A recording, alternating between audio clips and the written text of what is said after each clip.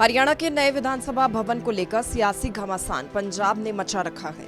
मानो पंजाब की नजर हरियाणा के नए विधानसभा भवन को बनने से पहले ही लग गई हो। पंजाब इस पर सियासत करने से बाज नहीं आ रहा। हालांकि हरियाणा भी अपने हक को मानने नहीं देगा। प्रदेश के दिग्गज इस पर अपनी प्रतिक्रियाएं भी दे रही है। इस बीच हरियाणा विधानसभा अध्यक्ष हरविंदर कल्याण ने प्रेस कॉन्फ्रेंस के दौरान जानकारी दी है और ये साफ कर दिया गया है कि नए विधानसभा की प्रक्रिया में और भी तेजी आएगी। नई विधानसभा बनाने की जो प्रक्रिया जिसमें एक प्रक्रिया ऑलरेडी चली हुई है जो ज़मीन को लेकर, तो नई विधानसभा का इस टर्म के अंदर वो बने, उस प्रक्रिया को भी आगे बढ़ाया जाएगा। केंद्रीय मंत्री मनोहर लाल ने कहा कि इस मामले को लेकर कोई भी टकराव नहीं आएगा। यूटी के स्वतंत्र फैसले होते हैं। संवैधानिक सहमति बन चुकी है। हरियाणा की विधानसभा छोटी है। परिसीमन के बाद विधानसभा क्षेत्र बढ़ेंगे तो जरूरत और ज्यादा होगी। कोई टकराव नहीं आएगा क्योंकि चंडीगढ़ यूटी है और यूटी में यूटी का अपना एक एडमिनिस्ट्रेशन होता है, उसके अपने स्वतंत्र निर्णय होते हैं, मिनिस्ट्री ऑफ होम अफेयर्स के अंतर्गत होता है।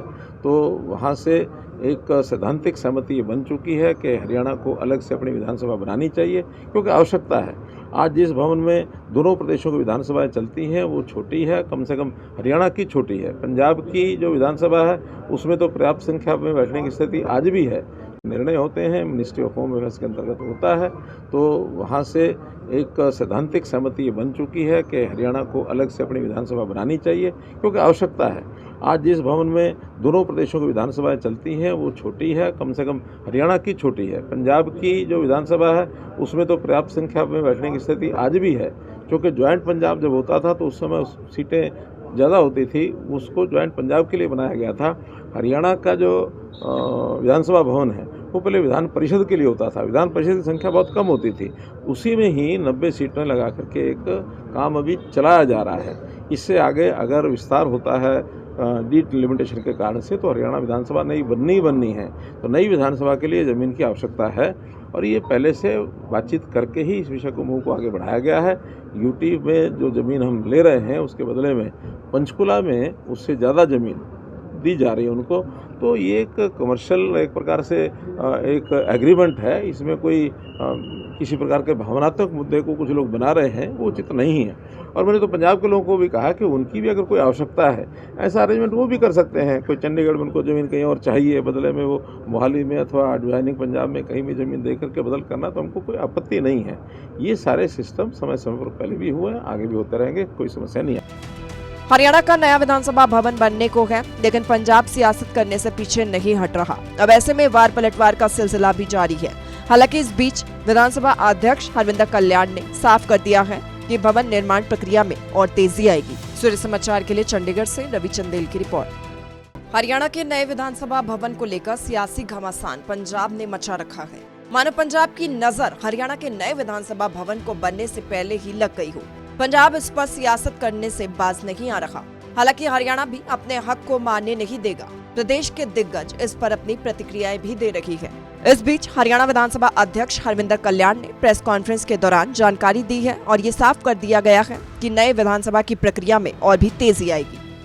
नई विधानसभा बनाने की जो प्रक्रिया जिसमें एक प्रक्रिया ऑलरेडी चली हुई है जो ज़मीन को लेकर, तो नई विधानसभा का इस टर्म के अंदर वो बने, उस प्रक्रिया को भी आगे बढ़ाया जाएगा।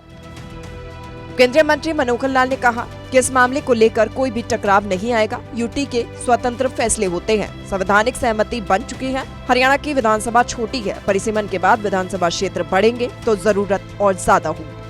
कोई टकराव नहीं आएगा क्योंकि चंडीगढ़ यूटी है और यूटी में यूटी का अपना एक एडमिनिस्ट्रेशन होता है, उसके अपने स्वतंत्र निर्णय होते हैं, मिनिस्ट्री ऑफ होम अफेयर्स के अंतर्गत होता है।